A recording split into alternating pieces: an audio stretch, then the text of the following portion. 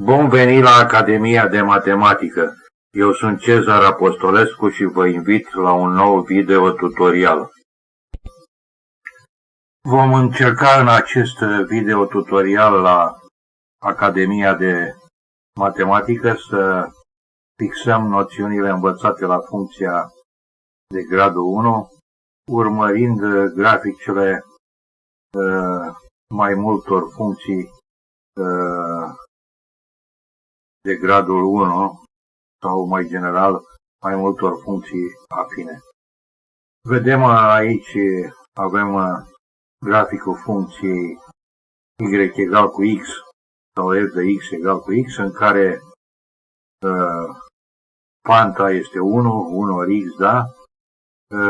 Iar ordonata la origine 0, 1 ori x plus 0. Dacă panta este 1, înseamnă că tangenta unghiului ascuțit pe care graficul funcției îl face cu axa OX este 1, știm că graficul funcției este o dreaptă, deci această dreaptă va forma cu axa OX un unghi de 45 de grade și ordonata la origine fiind 0, 1 ori x plus 0, funcția dreapta sau graficul funcției trece prin origine.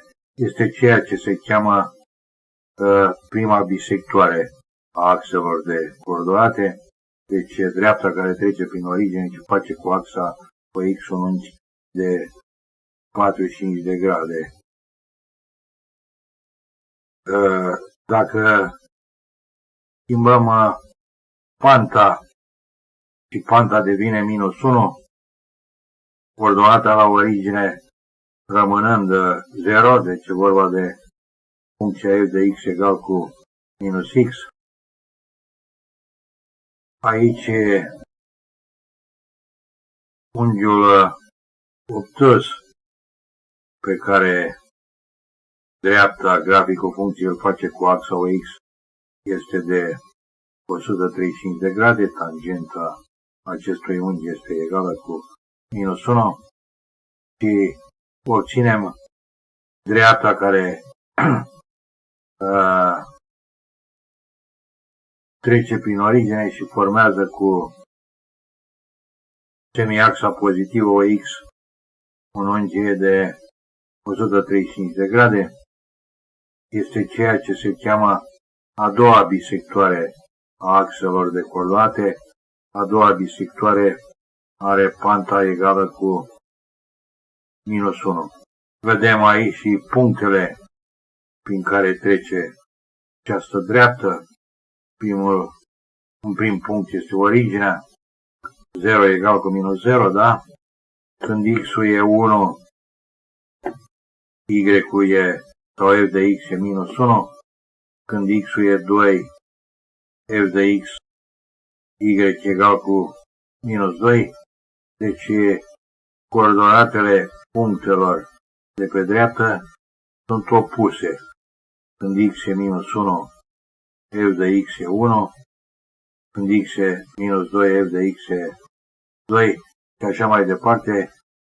Aceasta este proprietatea punctelor de pe a doua bisectoare, spre deosebire de prima bisectoare, când coordonatele punctelor de pe dreaptă, de pe graficul funcției, sunt egale. Când x e 1, y-ul, iată, e 1. Când abscisa punctului e 2, ordonata este 2. Când abscisa e minus 1, ordonata e tot minus 1. Când abscisa e minus 4, ordonata punctului de pe grafic este tot minus 4. Schimbând panta egală cu 3, iar ordonata la origine rămâne tot 0, se obține graficul funcției f ca fiind o dreaptă care trece prin origine și sigur are panta egală cu 3, adică tangenta acestui unghi este egală cu 3. Iată, când x-ul e 1, Y-ul sau f de x este 3, când x-ul e minus 1, Y-ul e minus 3. Când panta egală cu 5, tangenta acestui unghi va fi egală cu 5 și obținem de asemenea o dreaptă care trece prin origine. Când x-ul e 1, abscisa e 1, punctul corespunzător de pe grafic va avea ordonata 5. Când x-ul e minus 1, nu se vede în figură, ordonata va fi minus 5. Să vedem cum arată graficul funcției când panta este minus 2, ordonata la origine rămânând în continuare 0. Este de asemenea graficul o dreaptă care trece prin origine. Iată, se vede că funcția în acest caz este strict descrescătoare, A-ul este negativ. Când x-ul e minus 1 sau minus 2, să zicem, f de x e 4. Dacă x-ul crește la minus 1, f de x scade la 2. Dacă x-ul crește mai departe la 0, f de x scade la 0. Dacă x-ul crește la 1, f de x scade la minus 2. Dacă x crește la 2, f de x sau y scade la minus 4.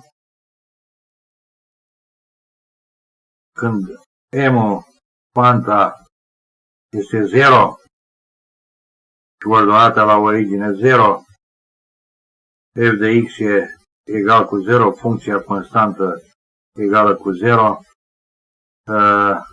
deci y-ul e tot timpul 0, ordonata e 0, se obține graficul chiar axa OX. E cunoscut faptul că toate punctele de pe axa OX au ordonata egală cu 0.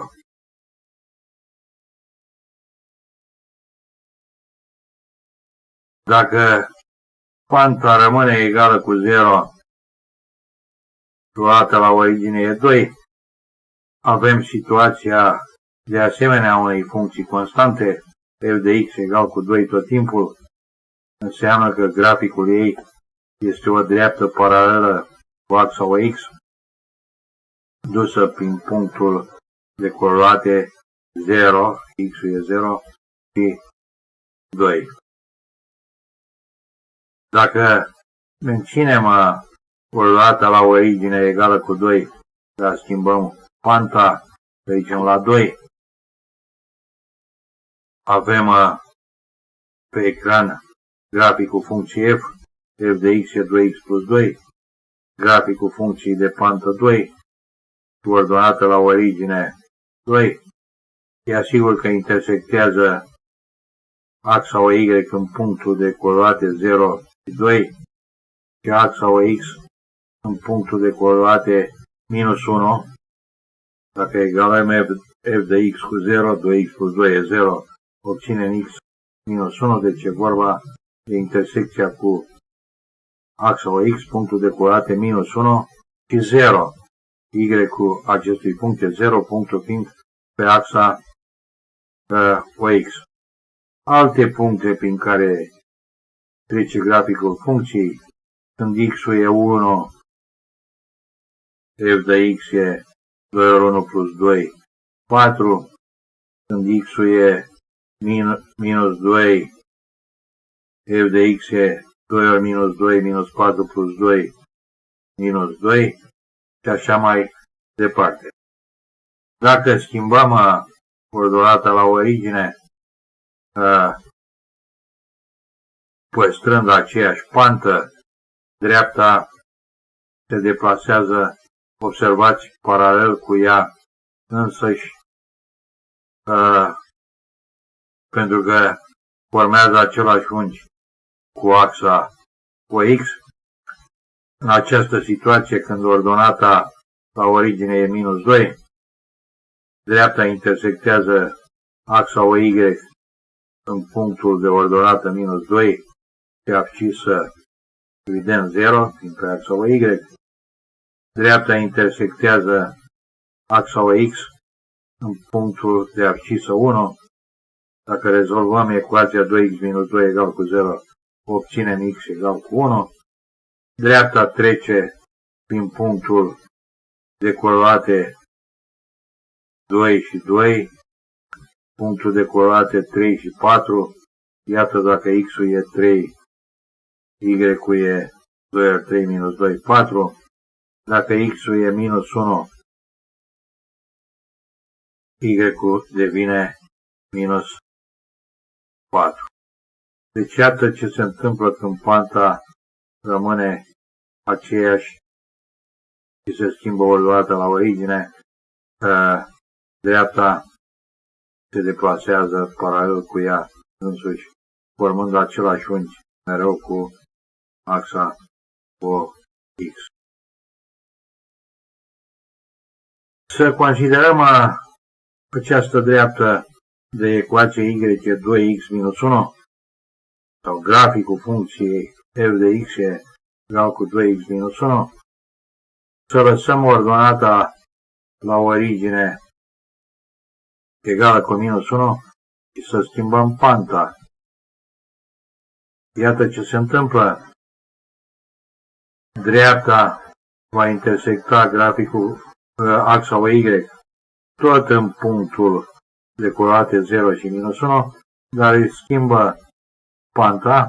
Panta dreptă a devenit egală cu 1, adică acest unghi pe care dreapta îl formează cu axa OX are tangenta 1, deci este un unghi de 45 de grade.